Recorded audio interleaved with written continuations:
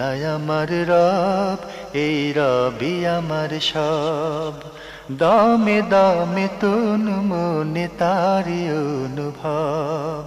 তোমার দুনিয়াতে আমি যেদিকে তাকাই, অথই নিয়ামতে ডুবে আছি সবাই।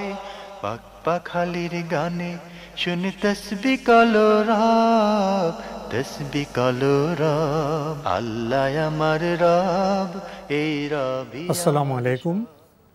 আলহামদুলিল্লাহ, আসসালাতু ওয়াসসালামু আলা রাসূলিল্লাহ।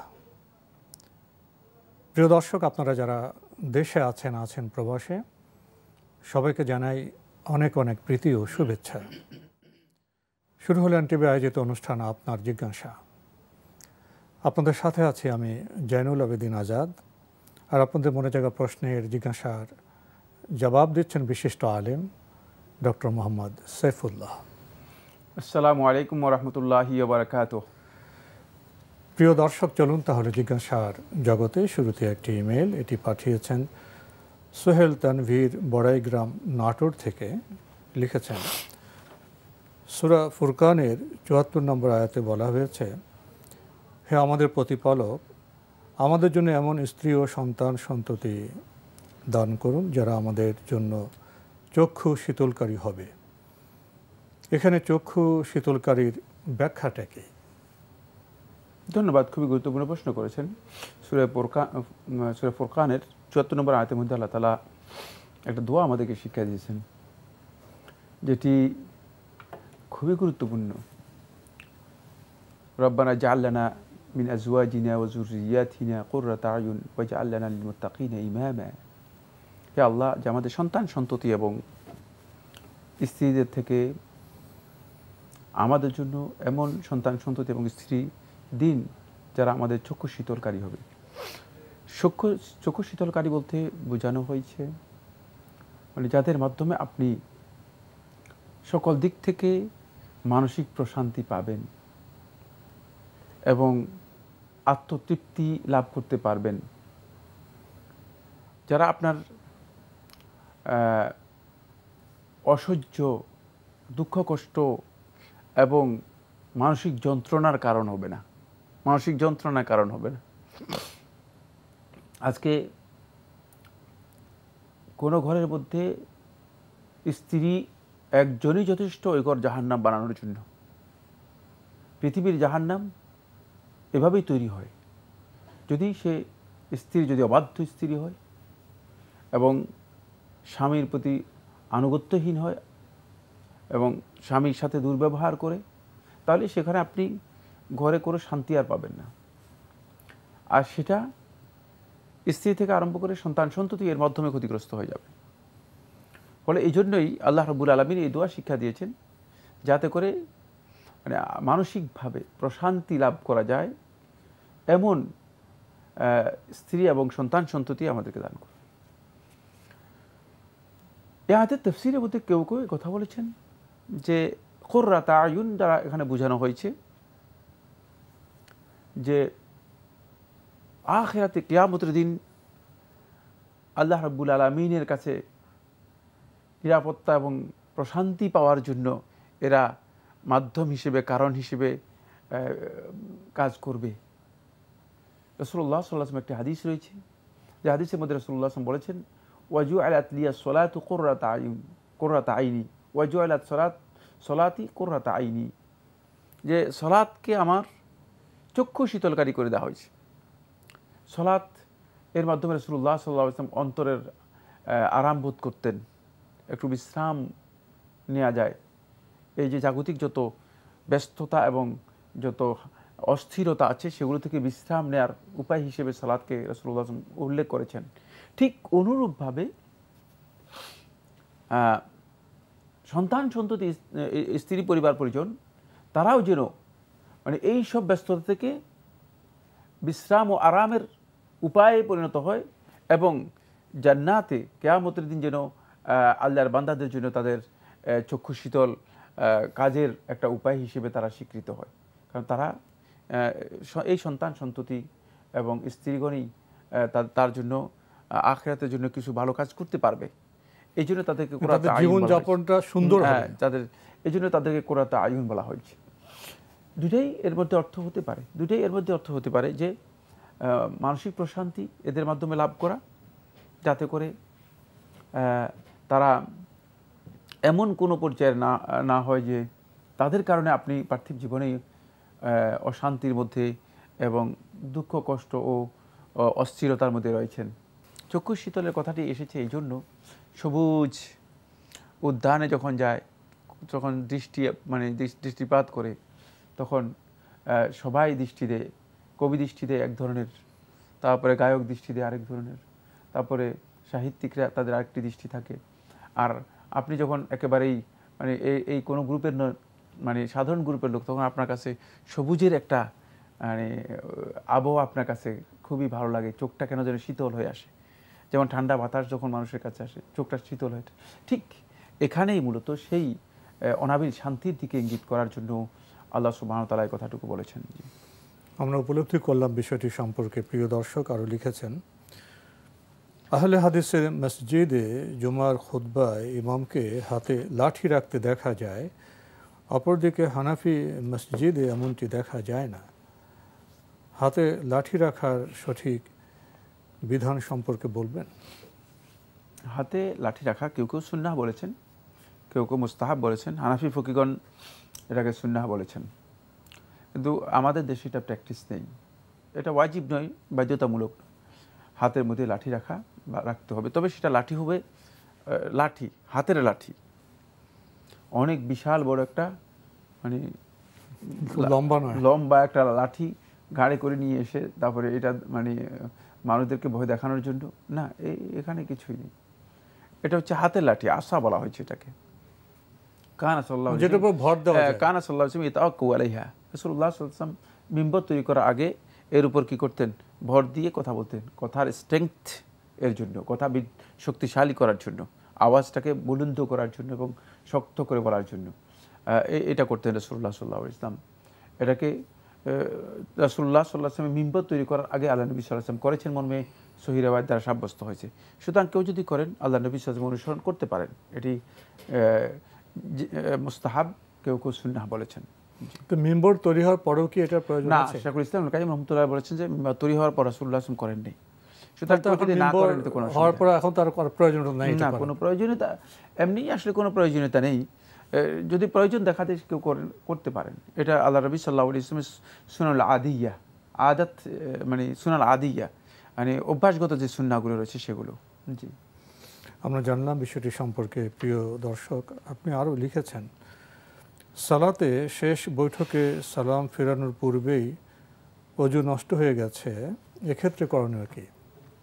উযু করে আসবেন, উযু করে এসে আপনি তারপরে সালাতে সালাম ফিরাবেন। জি, শেষে লিখেছেন, ঈদুল আজহায় সুন্নাত কোনটি? খেয়ে ঈদের সালাত আদায়, না সালাত আদায় করে এসে খাওয়া? ঈদুল আজহার সুন্নাহ এটা নয়, আপনি যে দুটো বলেছেন এটা কোনোটাই সুন্নাহ নয়।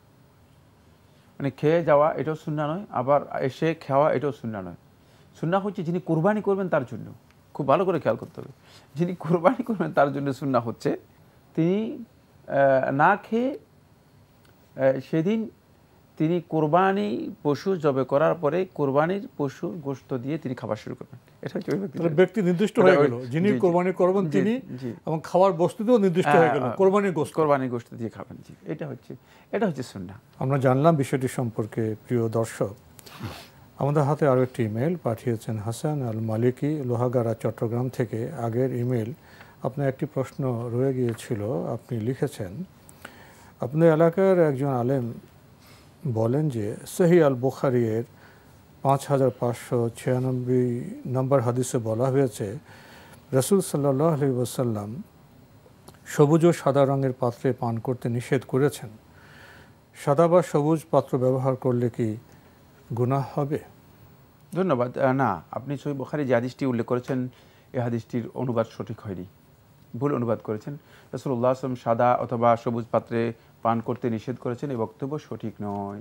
রাসূলুল্লাহ সাল্লাল্লাহু আলাইহি ওয়াসাল্লাম সেখানে সুনির্দিষ্ট কিছু পাত্রের কথা উল্লেখ করেছেন যেগুলোতে জাহেলি সমাজের লোকেরা মদ পান করত, সেগুলোতে পান করতে নিষেধ করেছেন।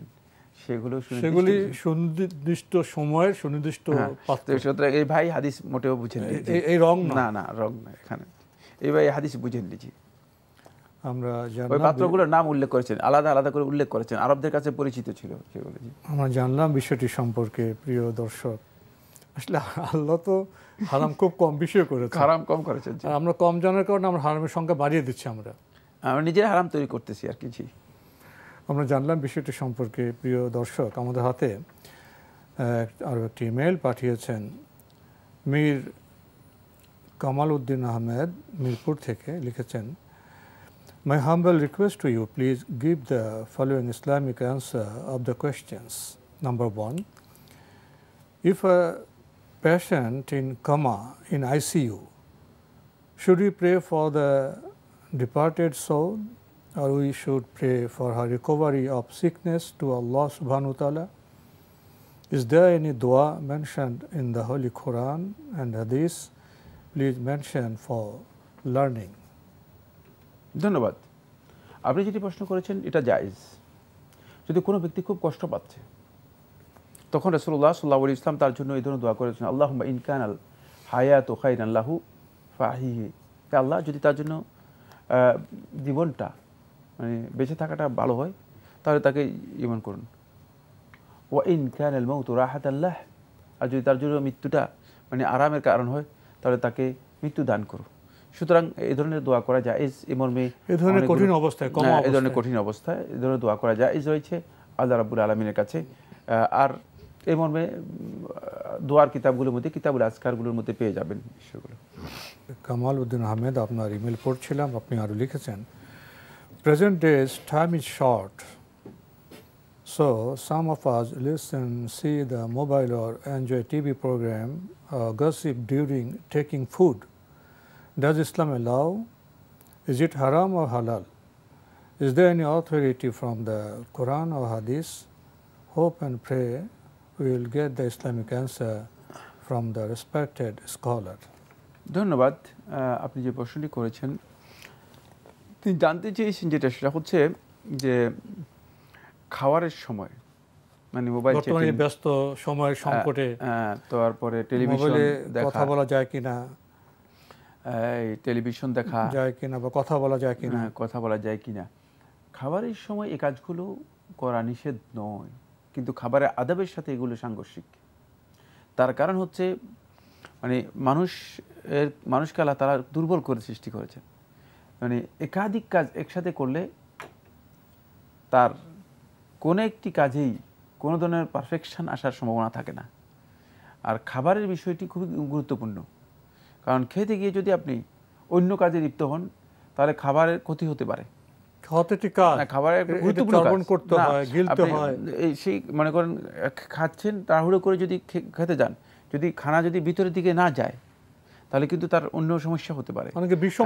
এবং এই খাবার খাদ্যনালী থেকে যদি শ্বাসনালীতে চলে যায় তাহলে মৃত্যু হতে পারে। বিপদ মানে অনেক এভাবে এই ধরনের ঘটেছে। তাড়াহুড়ো করার এখানে জায়গা নয়। এই জন্য নবী সাল্লাল্লাহু আলাইহি ওয়াসাল্লামের সুন্নাহ হচ্ছে খাবারের ব্যাপারে, নবী সাল্লাল্লাহু আলাইহি ওয়াসাল্লাম খাবারের সময় খাবারের দিকে নবী সাল্লাল্লাহু আলাইহি ওয়াসাল্লাম গুরুত্ব দিয়েছেন। এমনকি সলাতের চেয়ে খাবারের গুরুত্ব বেশি দিয়েছেন। সলাত এবং খাবার দুইটা যখন একসাথে হয়েছে, নবী সাল্লাল্লাহু আলাইহি ওয়াসাল্লাম খাবারটা আগে মানে খেতে বলেছেন, তারপরে সলাত আদায় করতে বলেছেন। খাবার অত্যন্ত গুরুত্বপূর্ণ একটি বিষয়, কারণ খাবারের কারণে, খাবারের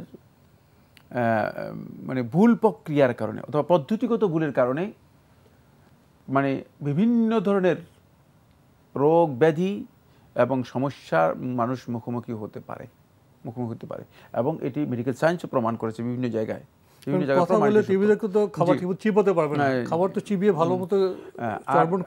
তিনি যেটা বলতেছেন যে অনেক ব্যস্ত, মানে আমি মনে করে থাকি যে জীবন যাপনের জন্য খাবারের যেই প্রয়োজনীয়তা এর চেয়ে ব্যস্ততা আর কি।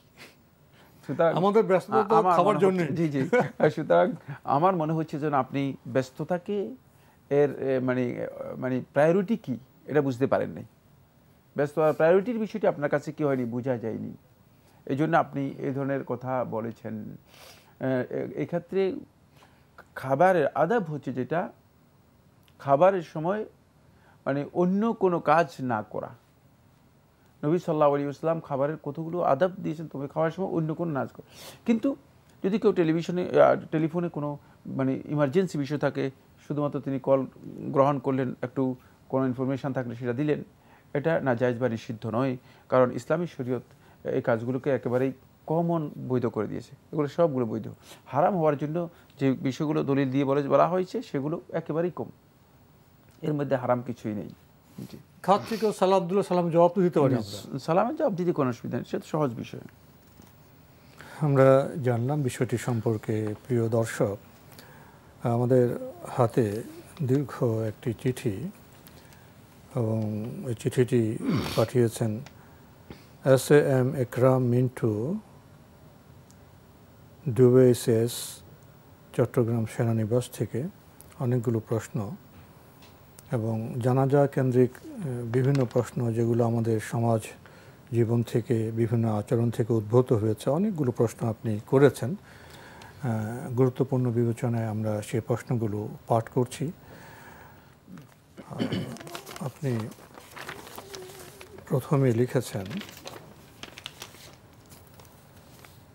জানাজার নামাজ শুরুতে মুর্দা ব্যক্তিকে সামনে রেখে এলাকার গণ্যমান্য ব্যক্তি, রাজনৈতিক নেতারা মৃত ব্যক্তিকে নিয়ে দীর্ঘ বক্তব্য দিতে দেখা যায়। এটা কতটুকু শরীয়ত সম্মত? এ সময় সুন্নাহ মতে কি করা উচিত? ধন্যবাদ, খুবই গুরুত্বপূর্ণ প্রশ্ন করেছেন।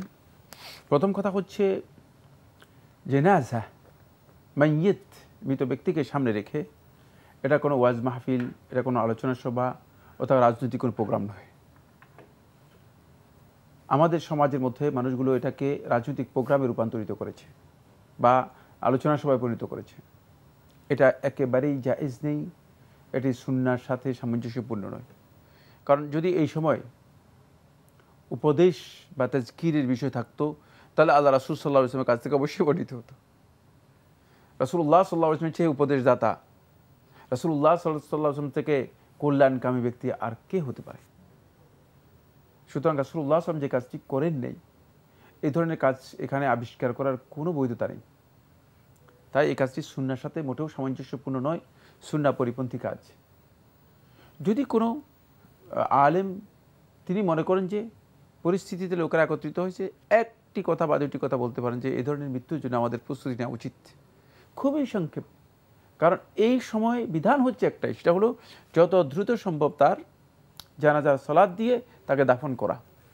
রাসূলুল্লাহ সাল্লাল্লাহু আলাইহি ওয়াসাল্লাম হাদিস দ্বারা প্রমাণিত হয়েছে, আজ্জিলুহ, তোমরা তাকে তাড়াতাড়ি করে দাফনের জন্য নিয়ে যাও। তাড়াতাড়ি দাফন করার কথা যেখানে বলা হয়েছে, সেখানে মানে দাঁড়িয়ে মাইকিং করে লোকদেরকে সমবেত করে অনেক লম্বা বক্তব্য দেয়া, অনেক কথা বলা, মানে এই কাজগুলো মোটেও সঙ্গত নয়, মোটেও উচিত নয় এবং সুন্নাহ দ্বারা, সেলেফদের আমল দ্বারা প্রমাণিত নয়। এগুলো সব আমরা নিজেরা আবিষ্কার করেছি এবং এগুলোকে আমরা আমাদের সমাজের মধ্যে মনে হচ্ছে যেন এই মৃত ব্যক্তিকে যে কষ্ট দেয়া, এই কষ্ট দেওয়াটুকু আমরা অনেকে বুঝিনি। তাকে যত বেশি মানে রেখে দেওয়া হবে তত বেশি তার জন্য কষ্টকর। এটা আল্লাহ রাসূল সাল্লাল্লাহু আলাইহি ওয়াসাল্লামের হাদিসের নির্দেশনা থেকে স্পষ্ট বোঝা গিয়েছে। সুতরাং তাকে এই কষ্ট দেওয়ার কাজটি কোনোভাবে সঙ্গত নয়। যত দ্রুত তাকে দাফন করা হবে তত বেশি সে মানে এই কষ্ট থেকে নিজেকে মানে মুক্ত করতে পারবে অথবা কষ্ট থেকে সে মুক্তি পাবে। তাই এই ক্ষেত্রে আমাদের উচিত হচ্ছে যত দ্রুত তাকে সালাতের জানাজা শেষ করে দাফন করা। এই ধরনের কোনো বক্তব্য বা আনুষ্ঠানিকতার কোনো অবকাশ সেখানে নেই।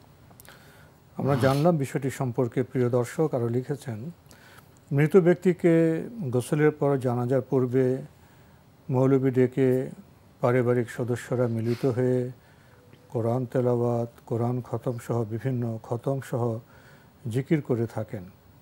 এটা কতটুকু শরীয়ত সম্মত? আসলে এই সময়ে কি করা উচিত? ধন্যবাদ। মৃত্যুর পরে মৃত ব্যক্তির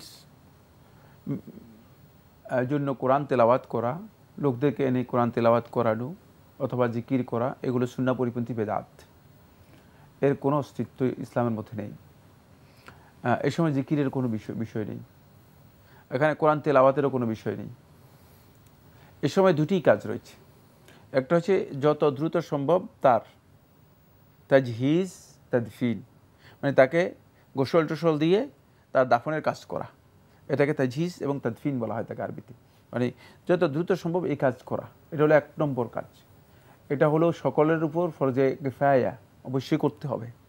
মানে এটা যারা মুসলিম আত্মীয় স্বজন আছে তাদের উপর ফরজে কিফায়া করতেই হবে সকলের জন্য।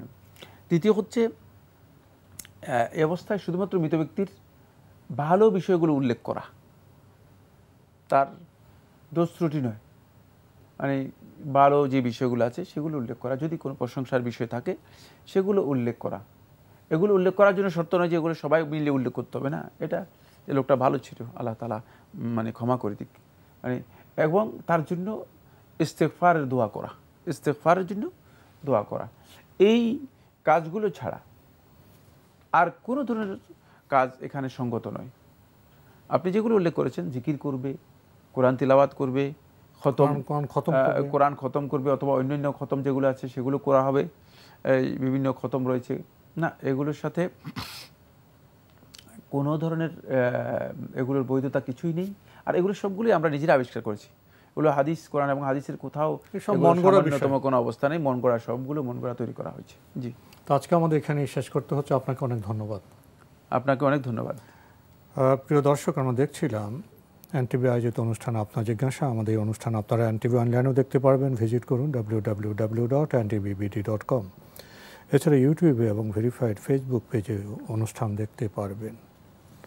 আজকে শেষে যে প্রশ্নের সাথে আমরা পরিচিত হলাম, মানুষের মৃত্যু, জানাজা, অন্তিম সময়ে কি আমরা শুদ্ধ কাজ করব না, আমরা মন গড়া কাজ করব? তাহলে আমাদের কি ফায়দা হবে, আর যারা আমাদের প্রিয়জন আপনজন তাদের কি ফায়দা হবে? আসুন আমরা জানি জানাজার বিষয়ে, মৃত ব্যক্তির দাফনের বিষয়ে আমরা যেন মন গড়া খামখেয়ালি মতো কোনো কাজ না করি। ইসলামের কাজ, ইবাদত সব জ্ঞান ভিত্তিক। আসুন আমরা জ্ঞানে সমৃদ্ধ হই এবং সঠিক কাজটি সঠিক সময়ে করি। চিঠি লিখুন, প্রশ্ন পাঠান আমাদের ঠিকানায়। পরিচালক আপনার জিজ্ঞাসা, এনটিভি, বিএসসিসি ভবন, 7ম তলা, 102 কাজী নজরুল ইসলাম এভিনিউ, কারওয়ান বাজার, ঢাকা 1215। ইমেল অ্যাড্রেস আপনার জিজ্ঞাসা @ntvbd.com। প্রিয় দর্শক, মহান আল্লাহ আমাদের সবাইকে নিরাপদে রাখুন, রাখুন শান্তিতে। আসসালামু আলাইকুম। আল্লাহ আমার রব, এই রবি আমার সব, দামে দামে তুন মনে তারি অনুভব। আল্লাহ আমার রব, এই রবি আমার সব।